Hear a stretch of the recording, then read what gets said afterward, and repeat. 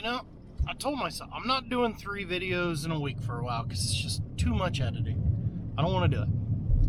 And here I am doing 3 videos in a week again. Because I like punishing myself. You're welcome, by the way. Morning. Welcome to Thursday. So right now, kind of scrambling. Well, I am. Trying to get a bunch of stuff done today before tomorrow, because tomorrow's going to suck. It's 8:30. I've already been over to get chemical from the local spray plane guy that I can just buy all my chemical from. I can't talk this morning without tripping over my own tongue. We're going spraying today, if the sprayer cooperates. So Bart, being awesome, brought the sprayer down earlier this week, got it all serviced, got it all greased.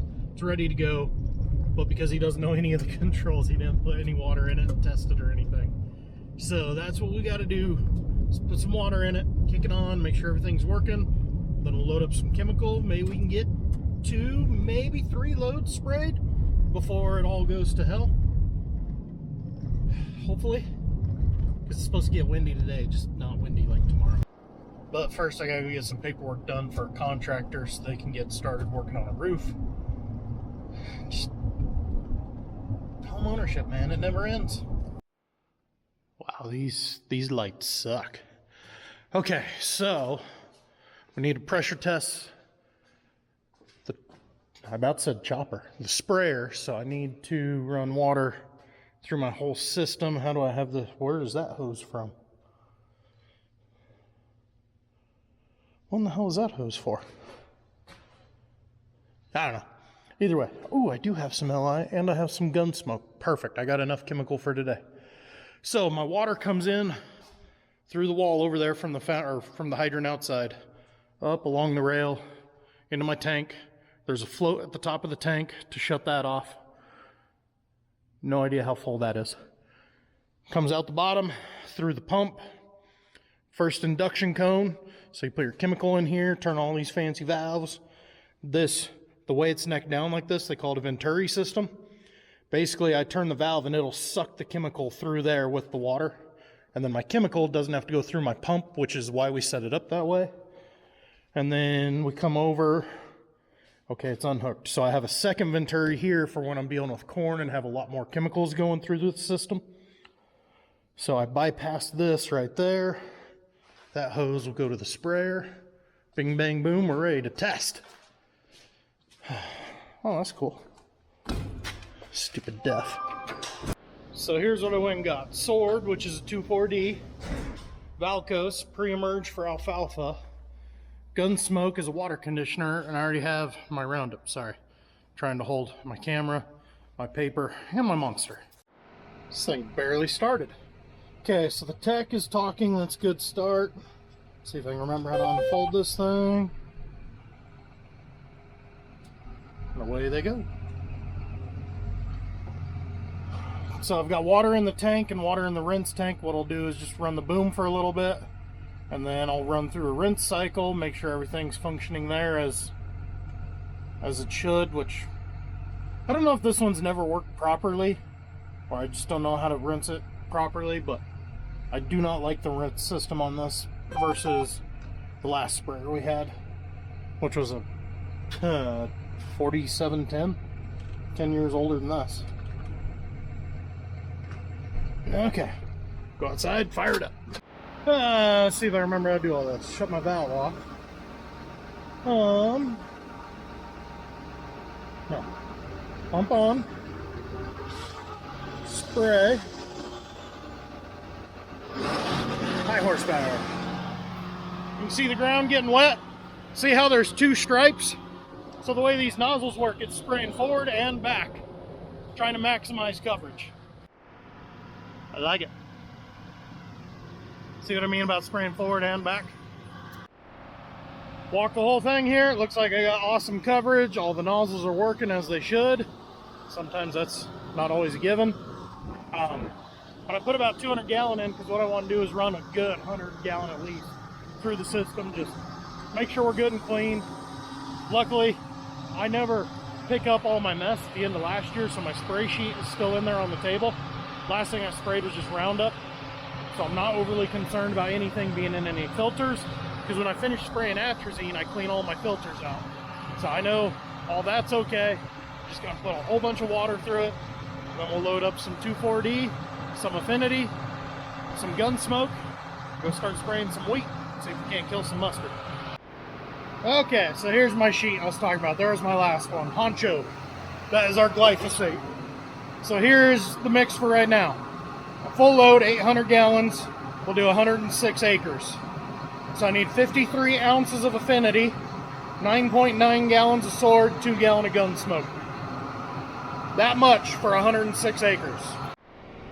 Okay, we're loaded. First field of the year. We're gonna go to the one furthest away. Because that makes sense. That way if I got a problem, I'm all the way away. Go. Okay, finally made it in here. Boom is pressuring up. Let's get rid of YouTube so you guys can see. So here is where I keep all my data. Spraying wheat, so Affinity broad spec half ounce stare down. We do not have that this year. So we click on that, hit remove, bump Sword up to 12, and then we're gonna add Gunsmoke. Okay, so we got all the chemicals in there. We're gonna hit confirm. It knows right. Hey, there's a swather. Last year, maybe? I don't know. New year. So last year we sprayed 3,400 acres. We're gonna reset that. See how much we spray this year. Almost done pressuring. So what it's doing, you guys seen I ran water through it. So now it's taken out of the tank that I've got all the chemical mixed in. It runs each section long enough to pressurize that boom with the chemical, and then shuts that off. So as you go further out, that chemical's got further to go, so it just kind of notches itself out there. I got 7 different sections on a 90-foot boom that'll automatically turn on and off based on my map. Conserving chemical, because we don't just go out and waste chemical for shits and giggles like a lot of morons like to think. Okay, spray, prime, auto system prime complete. Let's spray some wheat. We're up and going. Already 16 acres in. There's my coverage map showing me my rate, acres for the year, acres on the field, wind speed, direction, inversion risk. And inversion is where the big one you have to worry about is the temperature inversion around here, spraying early in the mornings. You know, cold air will settle down in the valleys, and then when that hot air comes, it can't get down through that cold. So whenever you go spray, you can just watch your spray hover in the air. Because of that temperature inversion, it's not pushing down the way that it should because the air is trying to mix. Yeah, it's a science thing. What can I say? I will say this: after being in that manure spreader the last couple of weeks and like 20 acres being a good day, the fact I did 20 acres in less than half an hour, 15 minutes, is awesome. And just like that, 48 acres in the books. On to the next one. Well, only got one load sprayed. It's 100 acres more than I had at the start of the day, I guess. But wind's getting a little too strong. I didn't want to mix up another one. If I was already out spraying, I'd probably keep going, but by the time I mix it, it's not worth it. But Cameron, though, is having a bad day. He just had a tire blow out on the ripper going down the road. Well, that's less than ideal. But Bart moves fast. He's already been here to get the tire. And Cameron. I was wondering, sometimes when you blow them tires, it'll actually, the points will catch the road, but it looks like the only one that drug was off the road. Cool, that's good. At least we didn't tear up the road. Wind's a little too gusty here after lunch still, so back to the poo crew. Alright, cattle locked up. I got that whole round pen to play in. Looks like about 2 loads here. I'm not going to scrape the pen. So here's my thinking, because the pen isn't huge. If you've watched my previous videos on loading manure out of our pens, you know we don't want to haul it all out. We want to leave a pile in case we catch another storm. So, because I don't have a whole lot of room here to make another pile, I'm going to haul this one out. And then whenever we get the killifer going again, they just come scrape up what powder is here to make the new pile. Make it. Just pulled onto the road. 139. See how long this takes. Ripper's still sitting by the edge of the road.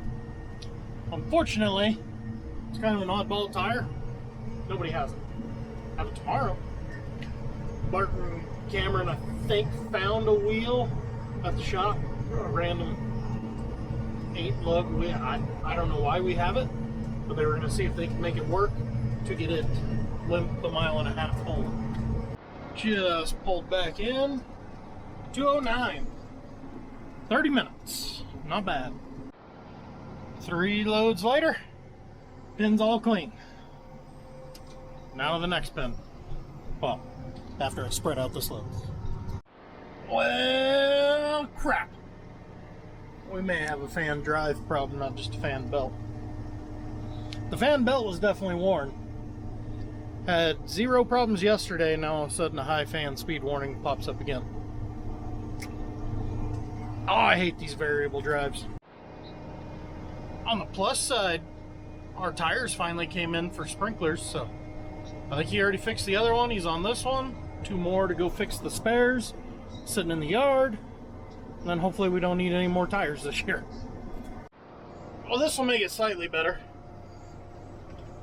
Pinchy over here is hauling manure in, which means I don't have to carry it all the way out of the pen, which is going to save me a lot of time. It just seems really redundant that he's hauling the manure here and I'm hauling it off. Whatever. Now, I get it. It looks really weird. He's loading manure there to take to the pile out back where I'm loading manure. But there's actually really good reasoning behind it. Main one being I'm too damn fat to reach the pens. So, if I was to do it, I'd have to carry all the manure out 1 scoop at a time like we were doing yesterday. He can do 2 semi-loads in the time I would get 1 load on this. So it's much more efficient for him to haul it out of the pens to the stockpile and me to load at the stockpile. It's just the way it is. It's 5 o'clock. I need 3 more loads to finish that field. And there's not 3 loads of manure out there, so I'm just gonna quit now. Hike back to the shop and see if I can find my pickup. The tune to move my loader, but I don't know if he moved my pickup. I don't know. I'll find it eventually. Guys, I'll catch you in the next one.